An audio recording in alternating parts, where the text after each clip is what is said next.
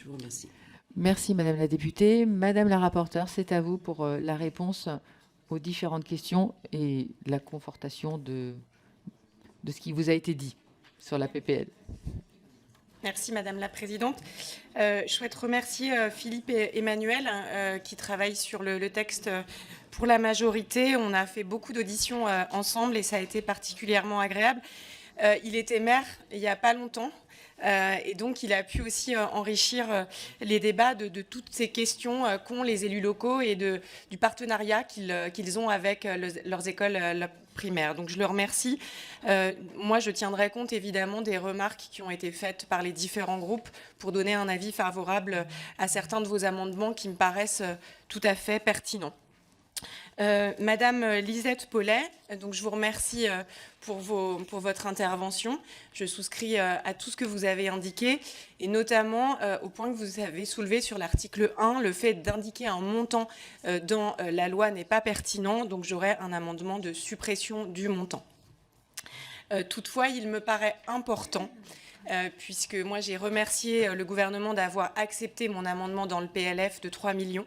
Il me paraît important que l'on sanctuarise l'existence de ce fonds et qu'il puisse être sans ce montant et qu'il puisse être adapté au cours des années, notamment avec un fonds qui pourrait être créé ou en tout cas consolidé avec les collectivités locales. C'est en lien avec un amendement que je porterai sur les chiffres qu'on doit avoir de la part du ministère pour pouvoir justement identifier quelles sont les communes bonnes élèves, quels sont les départements plus ou moins bons élèves, pour pouvoir ajuster, encourager les communes à participer et ajuster le montant de ce fonds. Je trouve qu'il y a quelque chose qui marche très bien avec les collectivités, c'est le 1 pour 1. L'État met 1, les collectivités mettent 1. Ça encourage tout le monde et ça permet d'avoir une uniformité sur le territoire. Mais ça, ce sera pour plus tard. En tout cas, moi, je souhaite qu'on puisse maintenir cet article 1 avec la consécration d'un fonds dédié aux classes de découverte dans la loi, quitte à en faire modifier les contours par la suite. Monsieur Léo Walter, alors vous avez parfaitement décrit le constat auquel voilà, les enseignants, les parents d'élèves dont ils nous ont fait part sur la difficulté à trouver des fonds, et on le sait tous ici, les kermesses, etc. C'est aussi des moments de la vie de l'école qui sont sympas et importants entre les familles. Mais effectivement, c'est le parcours du combattant, de même que les contraintes administratives. Sur ce point, je répondrai à une question plus vaste qui m'a été posée sur le fait que la proposition de loi ne réponde qu'à 2 freins. C'est une proposition de loi, elle a le mérite d'être proposée par les Républicains dans cette niche. Évidemment qu'elle n'épuise pas tous les freins au départ. Nous ne sommes plus dans la même civilisation, nous ne sommes plus dans le même monde que dans les années 80. Et des freins, il y en a énormément. Et ce constat, nous l'avons fait au travers de toutes les auditions que nous avons menées. Mais moi, mon objectif, il est extrêmement pragmatique. C'est comment aujourd'hui, en répondant aux 2 freins essentiels qui nous ont été donnés par les syndicats enseignants, par les familles de parents d'élèves, par les structures de l'éducation populaire, c'est ces 2 freins majeurs qui aujourd'hui empêchent les classes. Donc effectivement, je me suis concentrée sur cela afin que la PPL ait une chance d'être adoptée. J'ai souhaité qu'elle soit réduite au plus efficace. Mais évidemment que ce n'est pas l'alpha et l'oméga, mais c'est un premier point qui se veut pragmatique. Je remercie Monsieur Pradier pour... Croisier, pardon.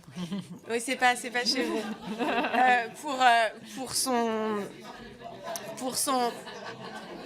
Pardon, on est un peu obsédés, nous, par ce nom chez les Républicains. Non, merci beaucoup pour vos mots qui démontrent vraiment une vraie connaissance et tout l'intérêt pédagogique pour nos enfants, notamment sur le fait du vivre ensemble. Je souhaite oublier personne. Moi, j'ai un message particulier au groupe de la gauche.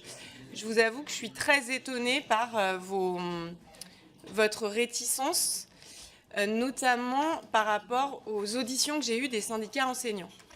Il y a une chose est sûre, c'est que tous les syndicats sont contre le pacte. Mais en revanche, dans les auditions que j'ai menées, je peux vous dire une chose. Ils m'ont dit que si au moins le pacte pouvait servir à financer les classes de découverte pour les primaires, c'était positif. Donc moi, je n'ai pas de position idéologique. Ma position, elle est uniquement pragmatique. Je me suis posé la question un de vos amendements, c'était de mettre en place une indemnité ad hoc pour les classes de découverte. La difficulté, c'est que je savais que ça, ce ne serait jamais accepté et jamais voté. Voilà. Donc, j'ai voulu être pragmatique en échangeant avec eux, en leur faisant part des contraintes. Moi, mon objectif, c'est que le projet de loi il soit voté et que les enseignants, demain, aient une indemnité, quelle que soit d'où elle vient, lorsqu'ils organisent un voyage de découverte. C'est mon seul objectif. Et je trouve un peu dommage que... je comprends, je comprends voilà, la crainte, mais en tout cas, moi, l'esprit dans lequel je l'ai fait, et en tout cas, les enseignants me l'ont dit, nous, on est plus favorable à une indemnité, mais si c'est le PAC, au moins, si cela permet... D'ailleurs, ils l'avaient demandé dans les négociations avec... je vais terminer.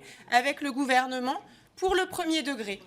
Sachant que le pacte pour le second degré, vous l'avez dit, dans le cadre de négociations, je n'ai pas à juger des négociations, peut servir à indemniser des enseignants qui partent. Mais pour le premier degré, la réalité, c'est comme c'est l'IEN qui décide et que ce n'est pas dans les missions, ce n'est pas fait.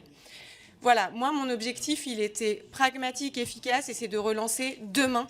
Et c'est de saisir cette opportunité pour relancer demain les classes de découverte et saluer et reconnaître le travail des enseignants très concrètement et de manière efficiente. Voilà, c'est tout ce que je peux vous dire. Je suis un peu par rapport à moi, par rapport à comment dire l'histoire des groupes de gauche sur le sujet.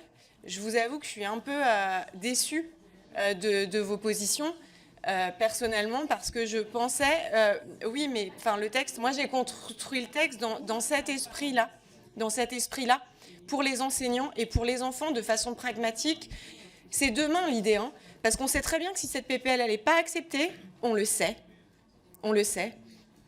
il n'y aura pas d'avancée pour les enseignants d'ici la fin du mandat. Ça, j'en ai la Ah si, tout à fait, mais j'ai le droit de vous répondre en fait et de vous apporter mes arguments.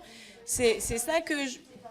Mes chers collègues, je vous rappelle juste... conviction. Je vous rappelle, voilà, Madame la rapporteure, juste quelques instants. Je vous rappelle juste une règle, c'est que si vous n'avez pas le micro, on ne vous entend pas et vous n'êtes pas enregistré. Donc c'est un peu difficile aussi pour la personne qui prend le compte-rendu. Madame la rapporteure, vous avez apporté un certain nombre de